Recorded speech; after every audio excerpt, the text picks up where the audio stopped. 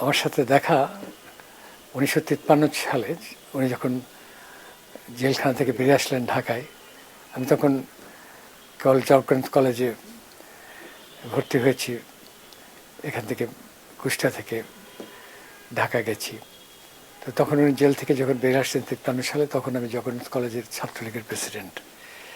তো আমি তখন তাকে সম্বর্ধনা দেই আমাদের ছাত্রদের পক্ষ থেকে, জগন্নাথ কলেজের ছাত্রদের পক্ষ থেকে, ঢাকা বার লাইব্রেরিতে। তখন ওইটাই একমাত্র হল ছিল যেখানে এগুলো আমরা করতে পারতাম সহজে, খুব বেশি টাকা পয়সা লাগতো না। আতাউর রহমান সাহেবকে বললে উনি হলের ব্যবস্থা করে দিলেন। তো আমরা কিছু ফুলের মালা টালা নিয়ে যেয়ে আমাদের ছাত্ররা তাকে সম্বর্ধনা জানালাম। তো এই হচ্ছে 53 সাল। তারপরে ঘনিষ্ঠ যেটা কি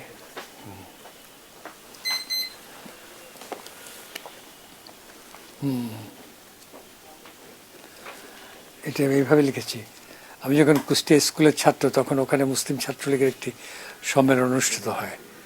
দেশব্যাপী নিখিলবঙ্গ মুসলিম ছাত্রলীগের এই সম্মেলন একটি দল শাহিজুর রহমান নেতৃত্বে পরিচালিত হয়, আরেকটি অংশের নেতৃত্বে সবার প্রিয় মুজিব ভাই অর্থাৎ শেখ মুজিবুর রহমান। সম্মেলনে শেখ মুজিবের পক্ষে প্যানেল দেওয়া হয়।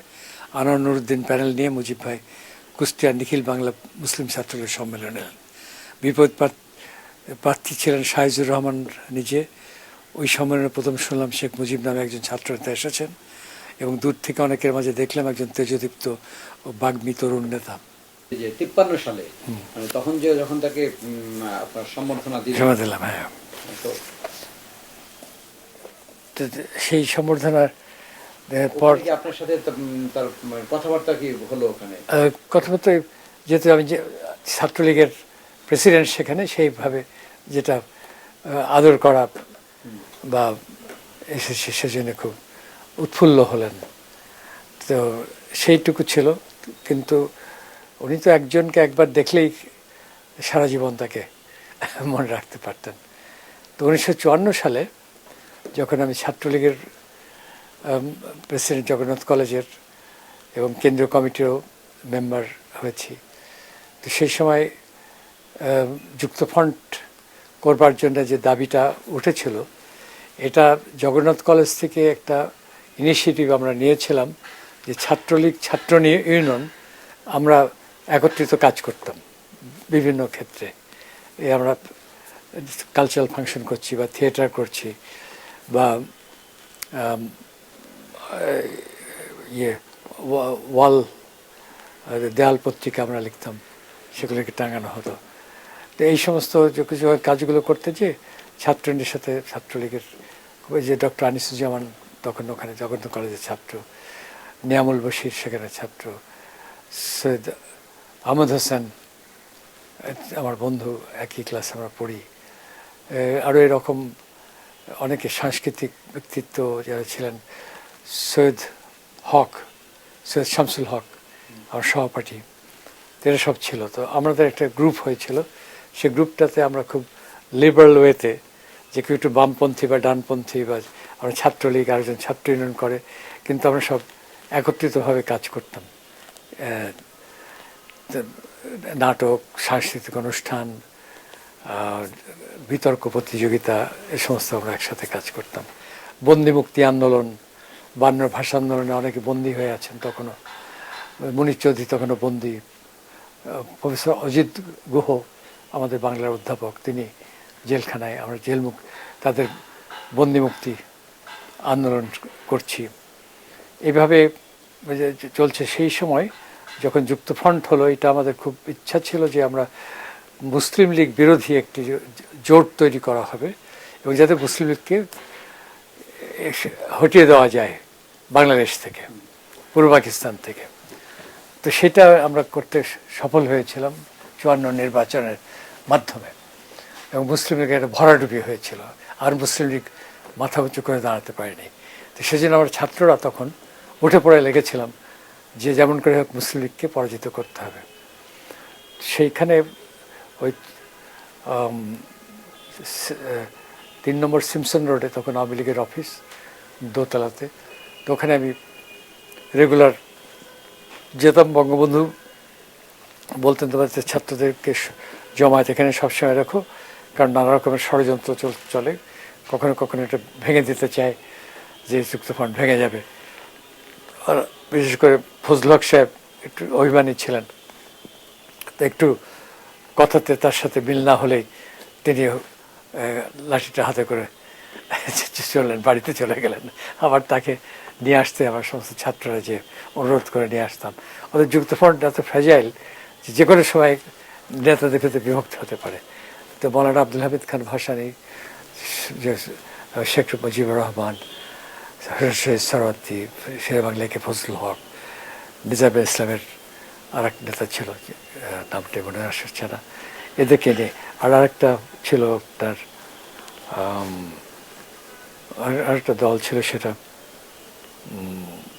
প্রোগ্রেসিভ দল ছিল, এটা তারাও আমাদের সাথে ছিল। তমুদ্দিন মজলিস ছিল সাংস্কৃতিক অঙ্গনে। ভাষা আন্দোলনের সময় আমরা তমুদ্দিন মজলিসে ছিলাম, আমরা তমুদ্দিন মজলিস থেকে তারপরে ছাত্রলীগে আসছি, হ্যাঁ, যখন আমরা কুষ্টিয়াতে। তো বঙ্গবন্ধু সেই জন্য আমাকে অনেক টাস্ক দিতেন। টাস্কগুলো হচ্ছে যা ছাত্র তোমরা সমস্ত মিলে তোমরা শেরে বাংলায় ফজল হক সাহেবকে নিয়ে আসো। তো এরকমভাবে আমরা যে তাদের অনুরোধ করে নিয়ে আসতাম, করতাম। তারপরে বিভিন্ন জেলা থেকে সমস্ত নেতারা আসতেন, জেলা নেতৃবৃন্দ, তাদের কে সাহায্য সহযোগিতা পরিচিতি সব কিছু মিলে সে কাজগুলো আমরা করতাম। তাদের নমিনেশনসের জন্য তারা আসতেন তদবির করতে, আমার নিজের জেলার লোকজন আসতো। তো এখানে একটা বড় রকমের একটা আড্ডা হলো। আর একটা ছিল যে হোসেন শহীদ সরওয়ার্দী সাহেব আমাকে একটা টাস্ক দিতেন, সেটা হচ্ছে যে উনি ইংরেজিতে স্টেটমেন্ট লিখতেন, তো সেটাকে আমি আবার অনুবাদ করে বাংলা করে, সেটা একজন টাইপিস্ট ছিল, মিস্টার একজন অ্যাংলো ইন্ডিয়ান টাইপিস্ট ছিলেন, তো তিনি টাইপ করে দিতেন। ওইটাকে আবার আমি একজনকে আমার সাথে থাকতো, তাদেরকে সংবাদ পত্রিকাতে পাঠানো হচ্ছে, ইত্তেফাকে পাঠানো হচ্ছে, বিভিন্ন জায়গায় পাঠানো হচ্ছে। অতএব যত রকমের অফিসের যে কাজগুলো থাকে, একটা বড় মাপের কাজ থাকে না, সে বড় মাপের কাজগুলো আমরা ডিস্ট্রিবিউট করে কর্মীরা যারা ছিলাম তাদের এই কাজগুলো সমস্ত করে ফেলতাম। এটা 54 সালে। তো 54 সালের নির্বাচনে আমার উপরে দায়িত্ব পড়লো যে কুষ্টিয়া, যশোর, ফরিদপুর, খুলনায় 4টে জেলা তোমাকে কন্ট্রোল করতে হবে তোমার টিম নিয়ে।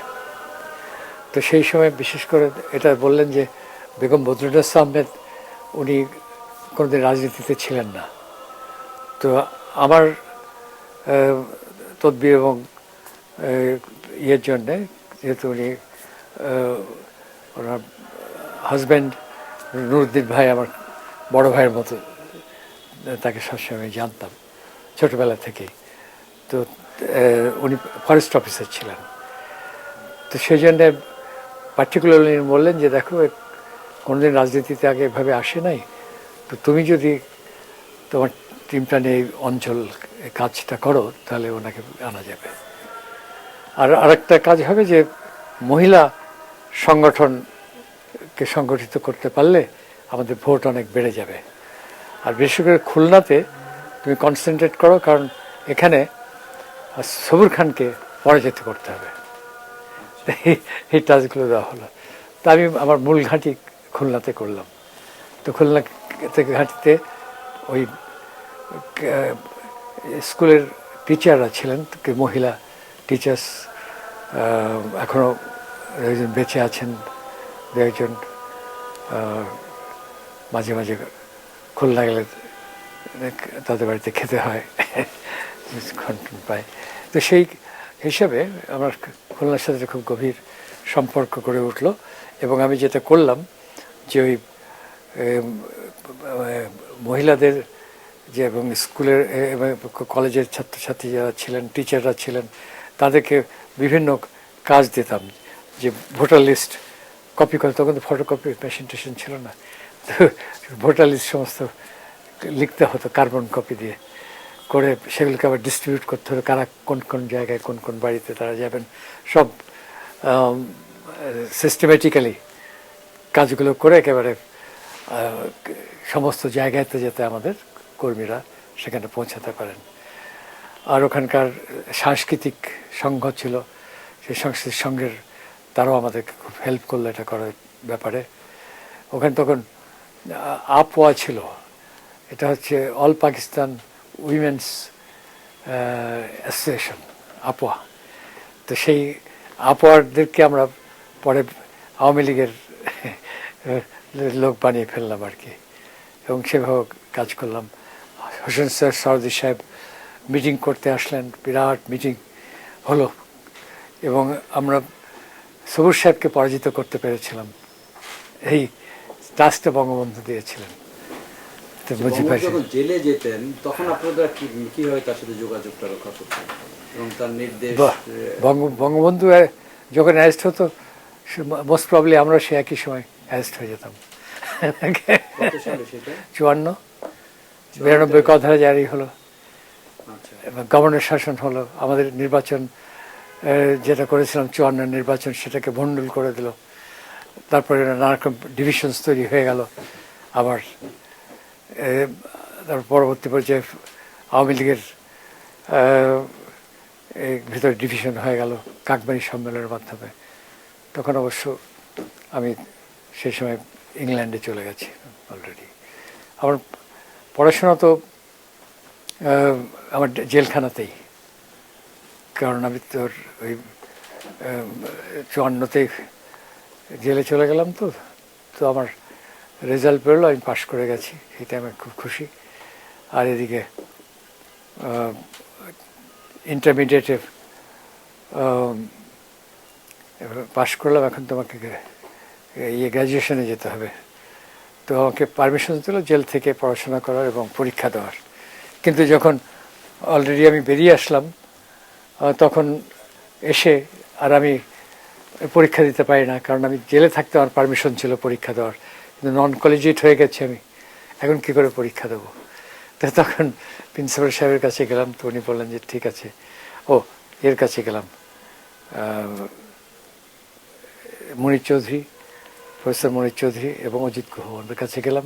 ওনারা একাডেমিক কাউন্সিলের মেম্বার। কারণ যে আমার তো এই সমস্যা, বলে দেখি আমরা কি করতে পারি। তো একটা স্পেশাল অ্যারেঞ্জমেন্ট করলেন যে আমাকে স্পেশাল পারমিশনস দেওয়া গেল। কিন্তু পারমিশন আমি যে নন কলেজিয়েট না হয় সেজন্য জগন্নাথ কলেজকে প্রিন্সিপাল উনি বলেন যে তাহলে তুমি অতীতে জেলে যাওয়ার পর থেকে যে টাকাটা তোমার দেওয়া হয়নি বেতন, তো আমি কিছুটা হাফ মাফ করে দিচ্ছি, আর বাকিটা তুমি টাকা দিয়ে দাও, দিলে পরে তোমাকে নন কলেজিয়েট থেকে তোমাকে আমরা রেগুলার বেতন দিয়েছ সেটা দেখে দেওয়া যাবে। এই করে আমি পারমিশন পেলাম। এটা কত সালে? এটা 55 সালে। 55 সালে। তারপর চলে গেলেন আপনি লন্ডনে চলে গেলাম। ফিরলেন কবে সেখান থেকে? ওখানে আস্তে আস্তে দেরি হলো আমার, 63 সালে আসলাম। 63-তে? 61 সালে আমার হয়ে গেছি, আমি ব্যারিস্টার হয়ে গেছি। কিন্তু আমার পাসপোর্ট ইম্পাউন্ড করে দিল পাকিস্তান গভর্নমেন্ট। সেখানে তো আন্দোলন সংগ্রাম করেছি, এবং ওখানে Pakistani students federation in great Britain বলে একটা সংগঠন ছিল, একটা সরকারি মানে হাই কমিশনের, তাদের স্পেস আমাদেরকে দিত, আমাদের অফিস চালানোর ব্যবস্থা ছিল, হস্টেল ছিল, ক্যান্টিন ছিল, খুব ভালো ব্যবস্থা ছিল, এবং নাইটস ব্রিজে আমাদের অফিস ছিল। সেটাতে আমি প্রেসিডেন্ট ইলেক্টেড হলাম, এবং পাকিস্তানিদের ভিতর থেকে আমরা 3-4 জন পেয়ে গেলাম আমাদের পক্ষে, আর ওয়েস্ট পাকিস্তানের পক্ষ থেকে, এবং তারাও বেশ প্রোগ্রেসিভ আইডিয়াতে আমাদের সাথে কাজ করা শুরু করলো। অতএব আমরা বেশ পাওয়ারফুল সংগঠন হয়ে গেলাম। তো আমি বঙ্গবন্ধু যখন গেলেন, আমরা তাকে রিসেপশন দিলাম ওই নাইটস ব্রিজে স্লোন স্কোয়ারে।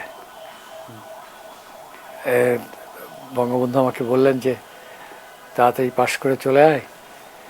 আমি বললাম যে আমার ফাইনালটা বাকি আছে, এটা সেরে চলে আসবো, আমাদের ইলেকশন সামনে হবে। সেটাই তখনকার, তখন তো আইব মার্শাল্লাহ হয়নি, আইব মার্শাল্লাহ হওয়ার আগের ঘটনা। তো আমিও আমার যতগুলো পেপার বাকি ছিল সব শেষ করে আমি তখন তৈরি হয়ে গেছি। কিন্তু 61 আমার পাসপোর্ট ইম্পাউন্ড করে দিল। আমি ওর ওখান থেকে মস্কোতে গেছি, বিভিন্ন ইউরোপে বিভিন্ন সম্মেলনে গেছি, অতএব ইটালিতে ওখানে সমাজ ছাত্রদের সম্মেলন হয়েছে, ওখানে গেছি। অতএব আমাকে ইউরোপ ঘুরেও কাজ করেছি, অনেক অনেক সময় হিচহাইক করে চলে গেছি। হিচহাইক জানেন? যে লোকে গাড়ি নিয়ে যায় না, তো তখন এরকম ছাত্র থাকলে পিছনে ব্যাকে একটা কাপড়ের ইয়ে থেকে তো আমরা হিচহাইক, মানে হিচহাইক মানে তো আমরা হেঁটে যাচ্ছি। হেঁটে যেতে তখন কখনো কখনো এরকম দেখালে গাড়ির লোক যিনি চালাচ্ছেন তিনি যদি মনে করেন যে এটা একটা লিফট দেওয়া যায়, তখন লিফট দিয়ে দিত। যত পর্যন্ত যাচ্ছি তো ওই পর্যন্ত তোমাকে দিয়ে দিতে পারা যাবে। তো এইভাবে গেছি নানা সমস্ত। ফিরলেন 63-তে গিয়ে, তো আপনি সরাসরি বঙ্গবন্ধুর সাথে দেশে তো ফিরলেন 63। হ্যাঁ, ওখানে বঙ্গবন্ধুর সাথে দেখা হয়েছিল, উনি গেলেন না, তখনই আমাদের সাথে কথা হয়েছিল। আমরা তারপরে একটা আনহ্যাপি ইস্ট পাকিস্তান বলে একটা গ্রুপ তৈরি করি আমরা, এবং একটা বই পুস্তিকা আনহ্যাপি ইস্ট পাকিস্তান বলে একটা ইংরেজি বই বের করি। সেখানে আমরা অর্থ সম্পদ ইত্যাদি নিয়ে যে আমরা যে ডকুমেন্টেশনস করেছিলাম তাতে দেখিয়েছি যে কিভাবে আমরা শোষিত হচ্ছি। তো সেটা নিয়ে একটা গ্রুপ আলোচনা হতো, সে গ্রুপে আমরা অনেকেই ছিলাম। আমাদের সকলেই আমরা একমত হলাম যে বাংলাদেশ স্বাধীন করতে হবে, তাছাড়া আমাদের অন্য কোনো অপশন নাই। তো বঙ্গবন্ধু যখন গেলেন, এবারে এখানে বঙ্গবন্ধু এসেছিলেন আগে, তারপরে আমাদের সাথে যোগ দিলেন অধ্যাপক সালাউদ্দিন আহমেদ। উনি তখন পিএইচডি করছেন বাংলা লিটারেচার উপরে, এবং উনি আমাদের খুব উৎসাহিত করলেন, এবং উনি আমাদের নামকরণ করলেন পূর্বসূরি। তারপরে এখানে এডিটর ছিলেন সংবাদের জহুর হোসেন চৌধুরী, উনিও একটা স্কলারশিপ 6 মাসের পেয়েছিলেন, ওখানে গিয়েছিলেন স্টাডি ট্যুর। তো উনিও আমাদের সাথে যোগ দিলেন, উনিও আমাদের খুব উৎসাহিত করলেন। তো আমি যখন ফিরে এলাম, ফিরে এসে আমাকে এরপর ইনস্ট্রাকশনস ছিল সবারই, এবং সবাই আমরা একমত হলাম যে এই কাজটি করতে পারবেন বা নেতৃত্ব দিতে পারবেন একমাত্র একজন ব্যক্তি, তিনি হচ্ছেন শেখ মুজিবুর রহমান। অতএব আমি যখন আসলাম তখন আমার উপরে সেই ইনস্ট্রাকশন ছিল যে আমি যেন যে তাকে বলি যে আমরা কী চাচ্ছি এবং কীভাবে এটা করা যায়, তার সাথে পরামর্শ করবেন। তো আমি যখন ফিরে এলাম, ফিরে এসে বোধহয় পাশেই আমি উঠেছিলাম ওই নুরুদ্দিন ভাইয়ের বাড়িতে 18 নম্বর রাস্তাতেই। তো আমার সাথে পরের দিনে দেখা হলো, তখনও ওনার বাড়ি দোতলা হয়নি, কেবল সিঁড়িটা দোতলা পর্যন্ত গেছে, আর সবই ওরকম পড়ে আছে আস্তরবিহীন অবস্থায়। তো ওনার ওই ড্রয়িং রুমে যেটা ছিল এইখানে বসতেন। তো আমার সাথে যেয়ে আমি সব লন্ডনের খবর পড়লাম, এবং এটা বললাম যে আমাকে সবাই বলেছেন যে এটা আপনি করতে পারবেন এবং দায়িত্ব আপনার নিতে হবে। তো এই স্বাধীনতার জন্যে এটা একটা ইয়ে হবে, আর্ম স্ট্রাগল হবে। আমরা সে ব্যাপারেও চিন্তা ভাবনা কিছু করেছি। আমাদের ইংল্যান্ডে এখন কিউবার এম্বাসি খুলেছে, এবং এম্বাসিতে আমরা কিছু যোগাযোগ সৃষ্টি করেছি, দরকার হলে আমরা আর্মস তাদের ওখান থেকে পেতে পারি কিনা। তো উনি আমাকে খুব মূল্যবান কথা বললেন, দেখো এই আর্মস টার্মস কোথা থেকে আনবে না আনবে, কী করবে না করবে, এটা তোমাদের ব্যাপার। আমি এই আর্ম স্ট্রাগল এগুলো বুঝি না। আমি যেটা সত্যি বুঝি প্রথমে, সেটা হচ্ছে মানুষের মন তৈরি করতে হবে, এবং মানুষের মন যখন তৈরি করা যাবে তখন আর্মস এসে যাবে অটোমেটিক্যালি। হ্যাঁ, তো তখন আমি এই দেখলাম যে উনি এত একটা মূল্যবান কথা বললেন যে মানুষের মনকে পরিবর্তন করা, এবং পরবর্তীতে তার সাথে যে কাজ করেছি তার এই মন পরিবর্তনের যে জাদুগিরি তিনি ছিলেন মানুষের মনকে পরিবর্তন করবার, এবং সেটা হচ্ছে 7ই মার্চের ভাষণ। সেই জাদুর কাঠি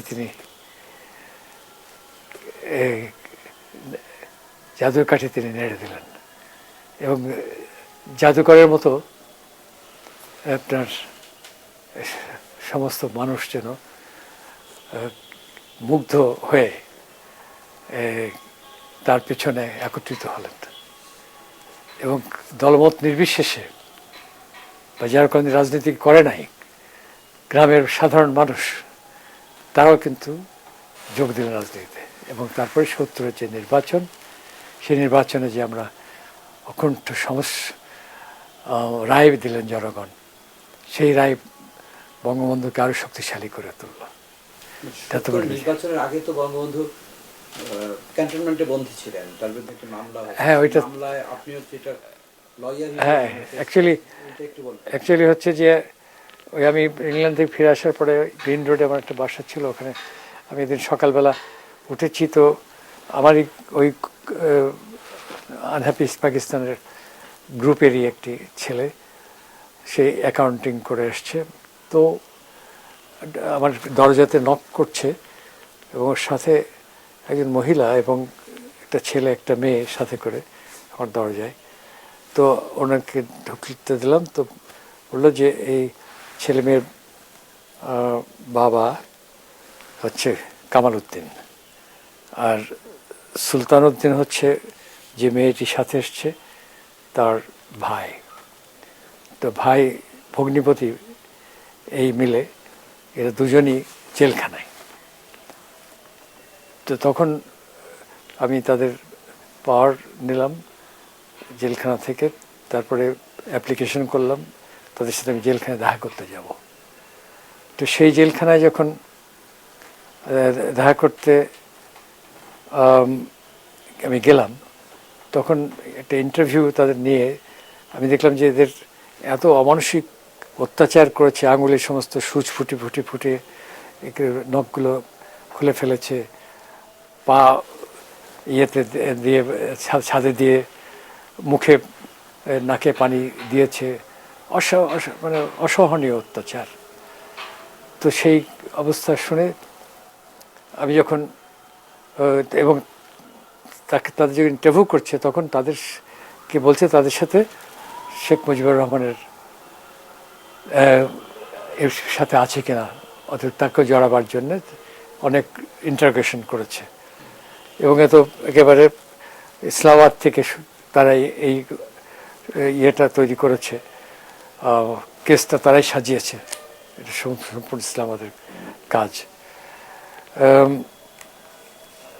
তো আমি যখন বেরিয়ে আসছি, তখন বঙ্গবন্ধু কিন্তু জেলখানায়, বঙ্গবন্ধু জেলখানা যাওয়ার ব্যাপারেও একটা পটভূমি আছে।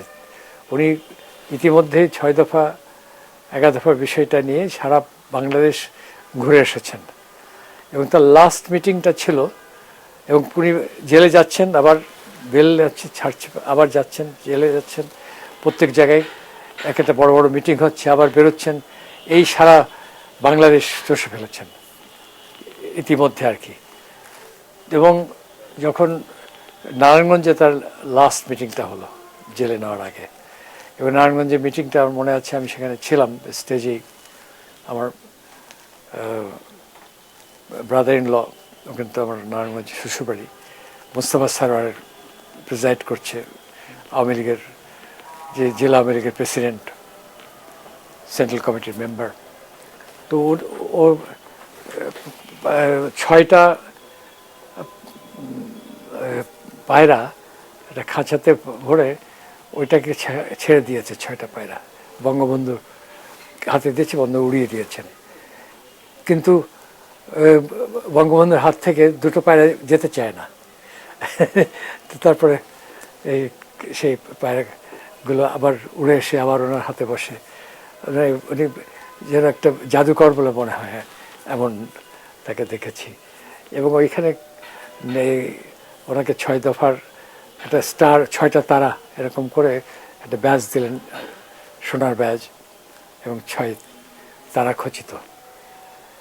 তো তারপরে ওই বাংলা ভবন বাড়ির নাম ছিল, ওখানে আমরা নাস্তা করে বিশ্রাম নেওয়ার জন্য মিটিংয়ের পর গেছি। তো তখন আমি বঙ্গবন্ধুকে বললাম যে আজকে আমার মনে হচ্ছে আপনাকে বোধহয় অ্যারেস্ট করবে। তুই কী করে বুঝলি? আমি বললাম যে এই যে জিপ একটা ওখান থেকে আসছে পিছনে পিছনে, তারা কিন্তু এখানে এসে দাঁড়িয়ে আছে, এই জিপটা পুলিশের জিপ, এটা আজকে আপনাকে অ্যারেস্ট করবে। তো উনি যখন ওইভাবে আসলেন, ঠিক তাই হলো। রাত না পোহাতেই ওনাকে অ্যারেস্ট করলেন 32 নম্বর বাড়ি থেকে। তারপর তিনি তখন জেলখানায়। তো আমি যখন জেলখানায় ইন্টারভিউ করতে গেছি কামালউদ্দিন সুলতান উদ্দিন, উনিও তখন জেলখানায়, এবং তার ফ্যামিলি এসছে দেখা করতে। তখন আমি বেরোচ্ছি, ওদের ইন্টারভিউ করে বেরোচ্ছি, তারপরে আরেকটা থাকাছে ওই দিক থেকে বেরোতে হয়, সেখানে বঙ্গবন্ধু বসছেন পরিবার নিয়ে। আমি ওর খুব কাছে যেয়ে খুব কানে কানে বললাম যে আমি এখানে ইন্টারভিউ নিতে এসেছিলাম, কামালউদ্দিন সুলতান উদ্দিন ওদেরকে ধরে নিয়ে এসছে, তো তাদের কাছে যে নৃশংস যে অত্যাচার করেছে তার সমস্ত খবর আমি নিলাম, এবং ওদের একটা মামলা আমি করছি। আর আমার কাছে মনে হলো যে এই মামলাতে আপনাকেও বোধহয় জড়াবে, কারণ তার সম্পর্কে ইন্টারোগেশনের ভিতরে বঙ্গবন্ধুর নাম অনেকগুলো এসছে।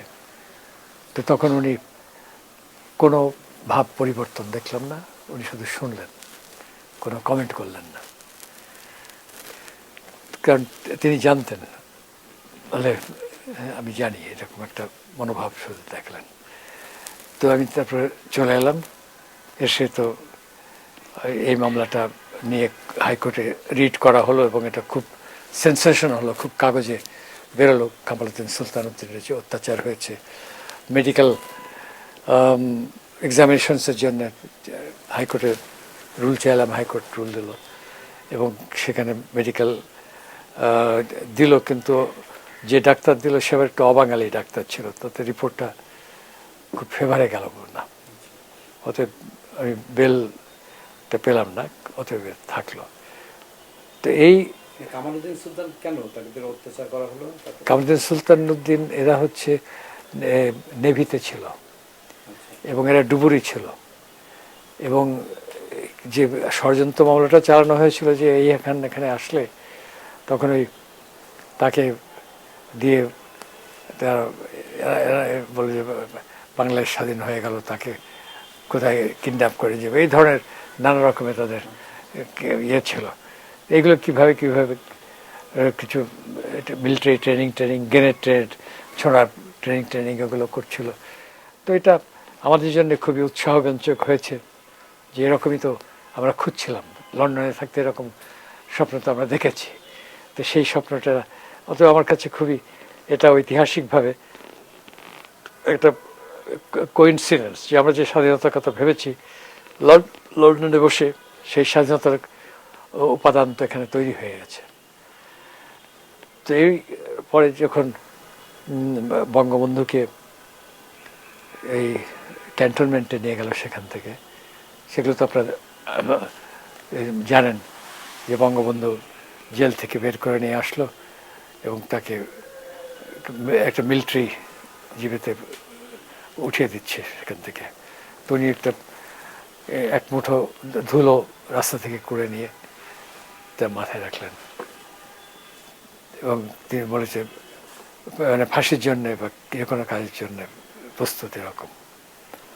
তো সেরকম অবস্থায় গেলে আমি তারপরে ওনার সাথে ইন্টারভিউ নিলাম, কোথায় গিয়ে সেটা? ওই যে ক্যান্টনমেন্টে। এবং আমরা একজন আমার ইংল্যান্ডে থাকাকালীন সময়ে যাদের সাথে আমি কাজ করেছি সেরকম সলিসিটার্স ছিল, বন্ধুবান্ধবও ছিল, তাদেরকে বললেন যে আমাদের একজন লয়ার পাঠাতে হবে, এবং আমাদের লন্ডন গ্রুপ তাদেরকে বললাম, তো তারা আলাপ আলোচনা করে টম উইলিয়ামস বলে একজন কিউসি, খুব সিনিয়র একজন কিউসি, তাকে পাঠালেন এবং ওখান থেকে সব খরচ আমাদের বন্ধুবান্ধবরা যারা ছিলেন তারা সব চাঁদা তুলে তার পাঠিয়েছেন। আমরা এখানে তাকে পেলাম, তো ছবি টবি আছে, তাকে দেখাবো। তো সেই এখানে বঙ্গবন্ধুকে সে যখন টম উইলিয়ামসকে দেখা করতে নিয়ে গেলাম, তখন টম উইলিয়ামস তাকে দেখে খুব অভিভূত হলেন এবং বেরিয়ে আমাকে বলছেন যে তোমাদের লিডারকে দেখে আমার অ্যান্ড্রু বিভানের কথা মনে পড়ে, লেবার পার্টির লিডার ছিলেন, খুবই ওরকম দেহ সুঠাম, ওরকমই ছিল বঙ্গবন্ধুর মতোই এবং তার কণ্ঠ। তারপরে যে দেখো একটা জিনিস আমি লক্ষ্য করলাম যে তোমাদের বঙ্গবন্ধু যে উনি জেলে আছেন, তখন তো বঙ্গবন্ধু হয়নি, মুজিব ভাই জেলে আছেন, কিন্তু জেলে তাকে সবাই সম্মান করে, যে তার অবজারভেশনস। অতএব এবং কোর্টে তাকে সম্মান করে কারোর কথা জানা থাকে। তো এইটা একটা ওনার অবজারভেশন আমার এখনো মনে আছে, যিনি শত্রু শিবিরেও তিনি বীর। অতএব একজন বীরের যে সম্মান, সে বীরের সম্মান তিনি শত্রু শিবিরেও সে সম্মান তিনি পান। বঙ্গবন্ধু জেলে গেলে এই যে পার্টি পরিচালনা, তারপর বিভিন্ন সিদ্ধান্ত নেওয়া, সেগুলো আপনারা কিভাবে নিতেন? এটা ওনার সাথে আমি বলবো যে বেগম মুজিব তিনি অন্তরালে থাকতেন, কিন্তু সব কিছুতেই তার একটা সহযোগিতার হাত প্রসারিত ছিল এবং তিনি কিছু কিছু টাকা পয়সা জমিয়ে রাখতেন অসময়ের সময় কীভাবে লাগে। অতএব একজন গৃহিণী হিসাবে তার ছোটবেলার থেকে তিনি তার সাথী, কীভাবে খুব ছোটবেলায় হয়েছে। অতএব তখনও কিন্তু ওই অবস্থাতেও তিনি টাকা জমিয়ে রাখতেন। বঙ্গবন্ধু কলকাতা থেকে আসবে, কিছু টাকা দরকার হবে, সেগুলো গুছিয়ে দিতেন। তো এইটা তিনি করেছেন এবং তিনি টম উইলিয়ামসের যে আমরা জন্য যে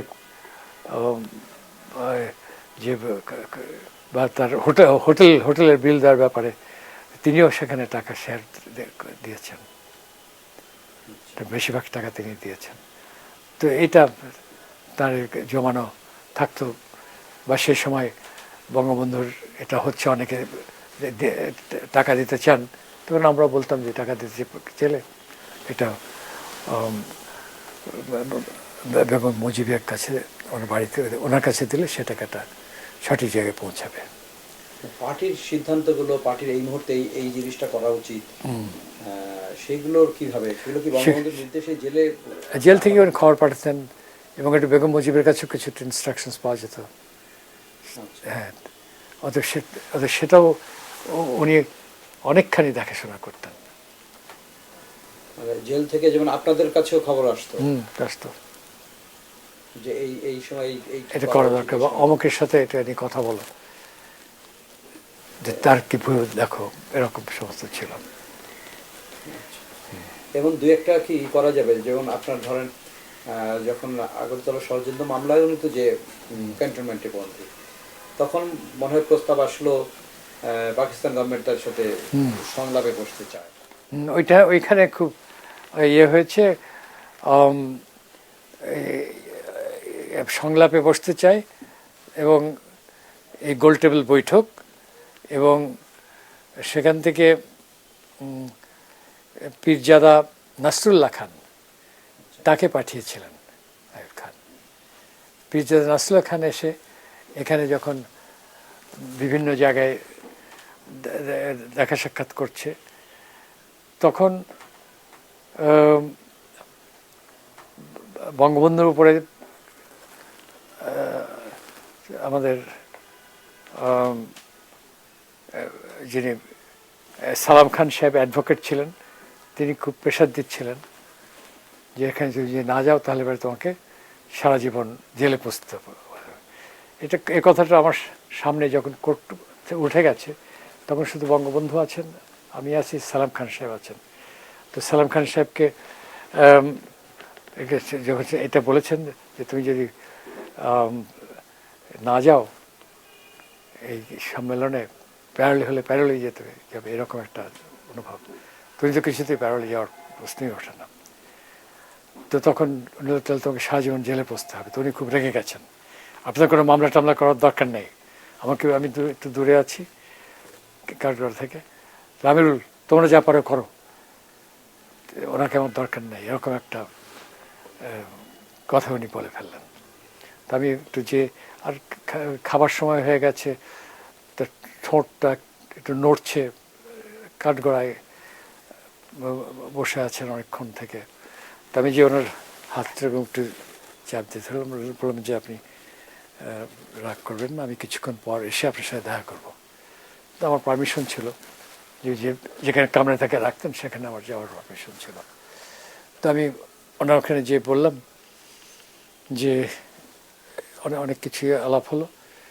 আলাপ হওয়ার পরে আমি বললাম যে একটা বিষয় যে চাপ সৃষ্টি করার জন্যে এই রাউন্ড টেবিল কনফারেন্সে যেটা বলছে সেটাতে যে একটা স্কোপ আছে, এই মামলা যে করা হচ্ছে সেই মামলার যৌক্তিকতা যে নেই সেটা তো ইতিমধ্যেই হয়ে গেছে। এবং এটা এই গোলটেবিল কনফারেন্সে সেই কথাটা বলার লোক থাকতে হবে পার্টি থেকে একজনকে, যে কথাটা বলতে পারবে যে যদি তোমরা সমঝোতা করতে চাও তো প্রথম হচ্ছে এই আগরতলা ষড়যন্ত্র মামলা তোমাদের তুলে নিতে হবে, মিথ্যা মামলা তুলে নিতে হবে।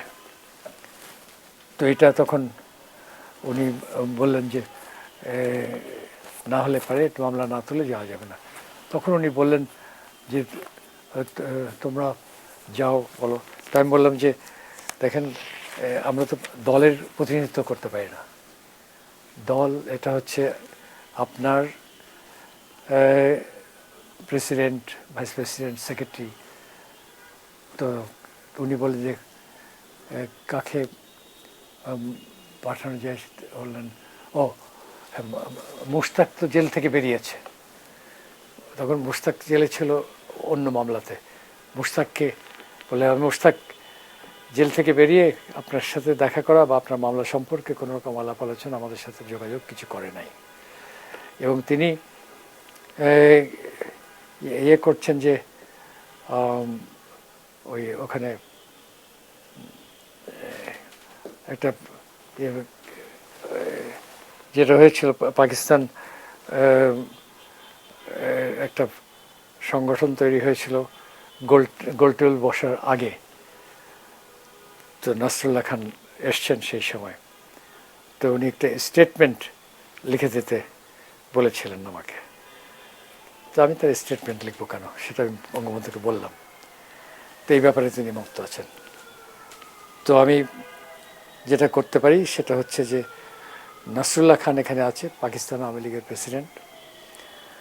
তো তার সাথে আমার যোগাযোগ হয়েছে, দেখা হয়েছে, আমি তার মাধ্যমে কথা বলতে পারি। তাহলে ঠিক আছে বলো। তা আমি নাসরুল্লাহ খানকে যে বললাম যে তুমি যে এখান থেকে এসে এই রাউন্ড টেবিল কনফারেন্সে নিয়ে যেতে চাচ্ছ, বাংলাদেশের পক্ষে কথা বলার একজনই লোক আছে, সে জেলখানায়। সে যদি একটা পার্টির প্রেসিডেন্ট এবং জেনারেল সেক্রেটারি এবং অন্যান্য ইম্পর্ট্যান্ট লিডার্স সবাই যেখানে জেলখানায়, তখন তুমি বলছো যে রাউন্ড টেবিল কনফারেন্সে করবা। এর তো ওই যে ডিনারের কথা মনে আছে যে বক আর শিয়ালে ডিনার করতে গিয়েছিল, তো তোমার ইনভিটেশনটা আমার কাছে সেরকম মনে হচ্ছে। বকের এটা জানেন তো যে বককে দিয়েছে বোতলে খেতে, না থালাতে খেতে, বক তো খেতে পারে না। আর শিয়ালকে দিয়েছে বোতলে খেতে, সে তো জিভ ঢোকাতে পারে না। তো সেরকম পরিস্থিতিতে তোমার রাউন্ড টেবিল কনফারেন্স হবে, এর কোনো ভবিষ্যৎ নাই। আমি বলে দিলাম। তো বলে যে প্রেসিডেন্ট না গেলে আর কি আছে, আমি বললাম সবখানে সব জায়গায় তো জেলখানায় ভরে রেখেছো, তার সেক্রেটারি তাজউদ্দিন আহমদ তিনি জেলখানায়। তো তখন উনি বললেন যে তো তাজউদ্দিন সাহেবকে যদি আমরা ছেড়ে দিতে পারবো কিনা জানি না, তবে উনি গেলে যদি যান রাজি হন তাহলে পরে জেল থেকে বের করতে পারি। তা আমি বললাম যে ঠিক আছে সেদিনে চলে যাবে। সে বলেছে আমার সাথে আসো। সে অলরেডি চলে যাচ্ছে, কারণ তার ব্যর্থ হল এই কাজটা করতে। রাউন্ড টেবিল কনফারেন্সে আওয়ামী লীগকে নেওয়া সম্ভব না। তখন উনি তার বিছানাপত্র নিয়ে এটা, তখন ওই কালো লম্বা একটা শ্যাবলেট ছিল ট্যাক্সি, তার উপরে আবার হলুদ রং দেওয়া ছিল, তো ওইটাতে করে আমাকে নিয়ে গেলেন যে আপনি ওঠেন এয়ারপোর্টে যে কথা হচ্ছে। তো এয়ারপোর্টে যে সে ওখান থেকে বলে আপনি यहाँ ठहरिए हम अभी आ रहे हैं, যে একটা টেলিফোন করলো। টেলিফোন করে 15-20 মিনিট পরে এসে বলল যে আপনি তার বাড়িতে যে 1 ঘন্টা পরে তাজউদ্দিন সাহেবকে পেয়ে যাবেন। তা আমি তো আর মহা উল্লাস, আমি গাড়ি দিয়ে সমস্ত ঘুরছি শহর, 1 ঘন্টা পেট্রোল পোড়াচ্ছি। আর তারপরে যে দেখি তাজউদ্দিন সাহেবের বাড়িতে গেলাম, বেগম তাজউদ্দিন দরজা খুলে দিতে বলে যে এই আপনার ভাইকে কিছুক্ষণ আগে নামিয়ে দিয়ে গেল, তো কেবল হাত মুখ ধুতে গেছে। তো হাত মুখ ধুতে তার সব বললাম, বললাম যে আপনাকে তো ক্যান্টনমেন্টে যে বঙ্গবন্ধুর সাথে কথা বলতে হবে এই রাতেই। তো তখন নিয়ে যেয়ে তার সাথে সমস্ত আলাপ আলোচনা হলো, তারা নিজেরা দুজন আলাদা আলাপ করলো, আমি ওই আলাপে যোগ দেইনি। তো যেটা হলো বঙ্গবন্ধু বললেন যে ওখানে যে কী করতে হবে সেই ইনস্ট্রাকশনসগুলো তাজউদ্দিন সাহেবকে দিলেন। তারপরে আমি অগ্রিম পার্টি হিসেবে চলে গেলাম। তাজউদ্দিন সাহেব বোধহয় 2 দিন পরে আসলেন, সমস্ত পার্টির সাথে আলাপ আলোচনা করে আসলেন। সেই রাউন্ড টেবিল কনফারেন্সে বঙ্গবন্ধুকে আলটিমেটলি রিলিজ করতে হলো, নাহলে পরে, কারণ ওখানে যে বলে যে তিনি না থাকলে পারতো এই আলোচনা সম্ভব না। অতএব যখন সব কপের মেম্বাররা বসলো, তাই বললাম যে বঙ্গবন্ধু যদি এই মিটিংয়ে না হাজির হয় তাহলে পরে তো এটা সম্পর্কে বাংলাদেশের কোনো নেতার পক্ষেই সম্ভব না। সব নেতারাই বসে আছে, আমিদুল হক চৌধুরী যারা যারা আছে, তাহলে বাংলাদেশের কোনো নেতারই পক্ষে এটা সম্ভব না। তিনি কেবল এটা নেগোশিয়েট করতে পারেন বাংলাদেশের মানুষের পক্ষ থেকে। তো সেইখান থেকে চলে আসলাম। তারপর কিছুদিন পরে তো বঙ্গবন্ধু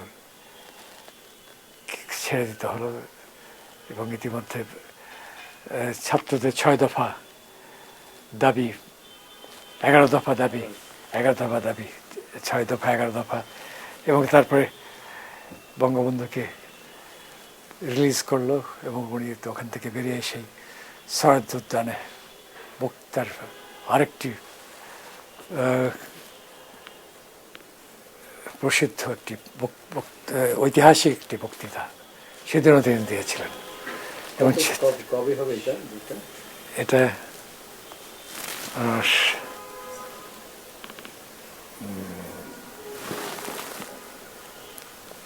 এটা তো 70-এর দিকে, 70 সালে, 69-এর গণ আন্দোলন, 69 না,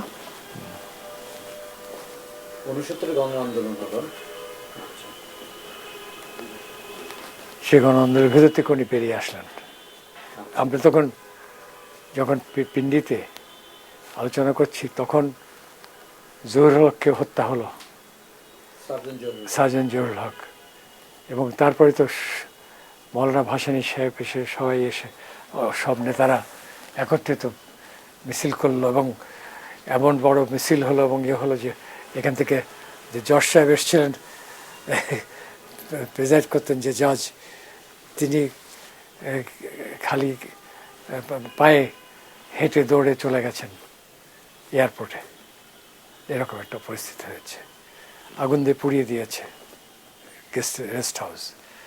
তো সেরকম একটা আন্দোলনের পরে একটু বিস্ফোরণ হলো, তখন না বঙ্গবন্ধু গেলেন বীরের মতো রাউন্ড টেবিল কনফারেন্সে, আমরা গিয়েছিলাম তার সাথে। রাউন্ড টেবিল কনফারেন্সে মূলত মানে আলোচনা কি হলো, 6 দফা নিয়ে?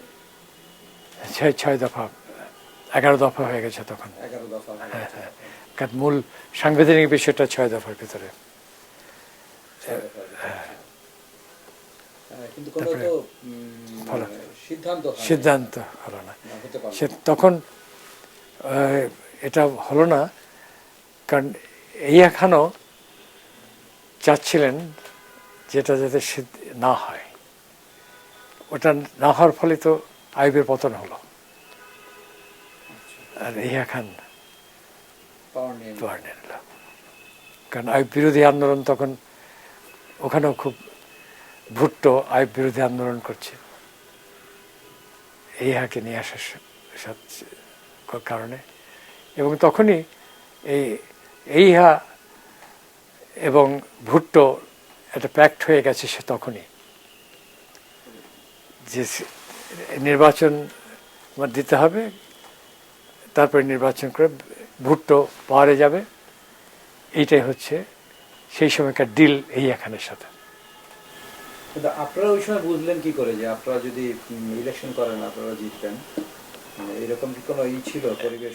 অফকোর্স পরিবেশ তো মানে এদিকে ছাত্র, যুবক, কৃষক, গ্রামবাসী সকলে যেহেতু তখন বিরাট, তারপরে আগরতলা ষড়যন্ত্র মামলা চলছে, এটাতে তো একটা বিরাট ইয়ে হয়েছে।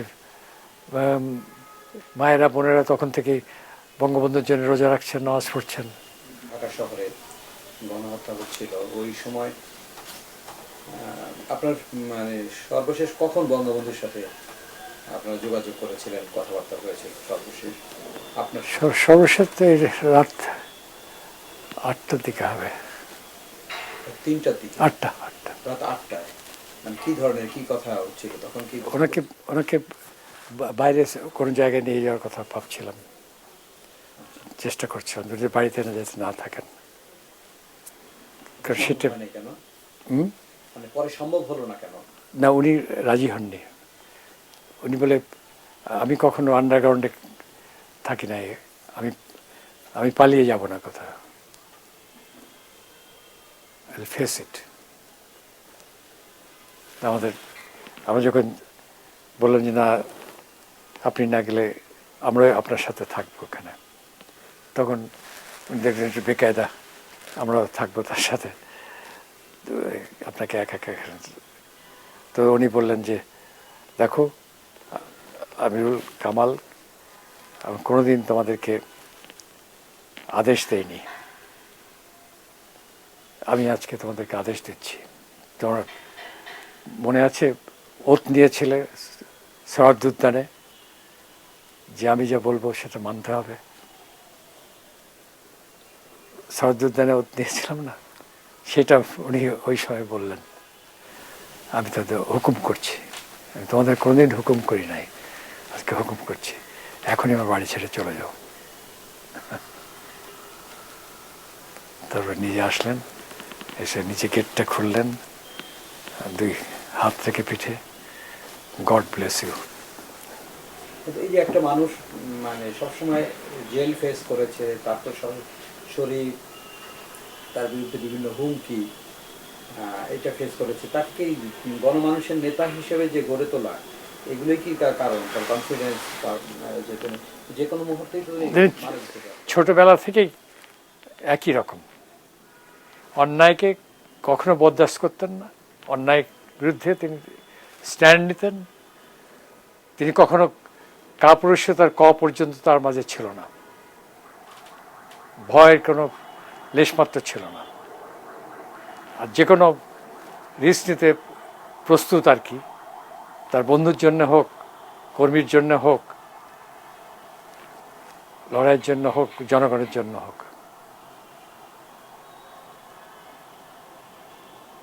ছোটবেলার থেকে দেখছেন নাকি প্যাটার্ন ওনার বইগুলো, আত্মজীবনে তো পড়েছেন নিশ্চয়ই।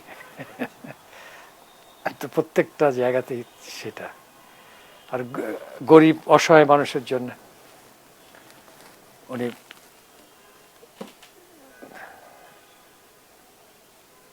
প্রথমের জন্য তো বোধহয় জেলে গেছে একটা, মানে ওখানে ময়ালরা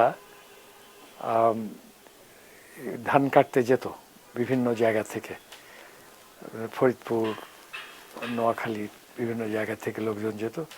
ওই খুলনা অঞ্চলে ভালো ধান হতো, তো ধান কাটলে অর্ধেক মালিক পেত, আর অর্ধেক যে ধান কাটলো সে পেত। ময়াল বলতো তাদেরকে। তো ওখানে একটা তখন খাদ্য অভাব শুরু হয়েছে বলে একটা ইয়ে হয়েছে, আইন করেছে, সেটা হচ্ছে যে এক জেলা থেকে আরেক জেলাতে খাদ্য যেতে পারবে না, যাতে মানে ইয়ে না হয়। ওটাকে কি যেন একটা নাম, কর্ডন কর্ডন কর্ডন সিস্টেম। অর্থাৎ সেখানে ময়ালরা সমস্ত কেটে কেটে নিয়ে আসছে, কিন্তু তাকে তারা নিয়ে যেতে পারছে না মাল। তো তখন উনি কয়েলদের নিয়ে মিছিল বের করে ডিসির ওখানে যেয়ে প্রতিবাদ করতে পারলো। তো ডিসিও সমবেদনা জানালো, কিন্তু তো তারপরে আলটিমেটলি এই কর্ডন সিস্টেম তুলে নিতে হলো গভর্নমেন্টকে। তো যেমন ইউনিভার্সিটিতে মিনিয়ালসদের বেতনের বৃদ্ধির জন্য তিনি জেলে যেতে প্রস্তুত ছিলেন, এখানেও তিনি সেভাবে প্রস্তুত ছিলেন। তার বন্ধু কে, নাম কি, কামাল নাকি, তাকে প্রথম যে জেলে গেল, তো তোকে একটু মারপিট হয়েছিল বোধ হয় তার বন্ধুর সাথে, তাকে জেলে নিয়ে যাবে, তো সে তাকে ছাড়িয়ে নিয়ে যাচ্ছে।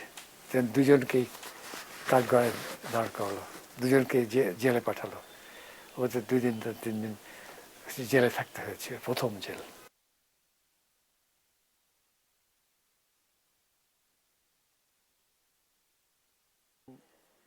কিছু কিছু আছে, গানও ছিল, ওটা একটা গানও হতো।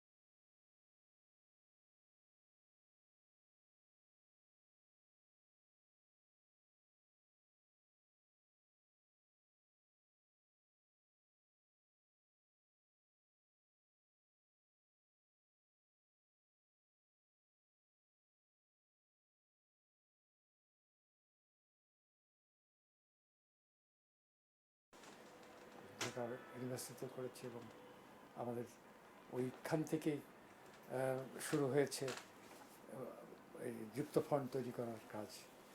54 সালে তো আমাদের করছি, ঢাকার ইউনিভার্সিটিতে করেছি এবং আমাদের ওইখান থেকেই শুরু হয়েছে এই যুক্ত ফ্রন্ট তৈরি করার কাজ।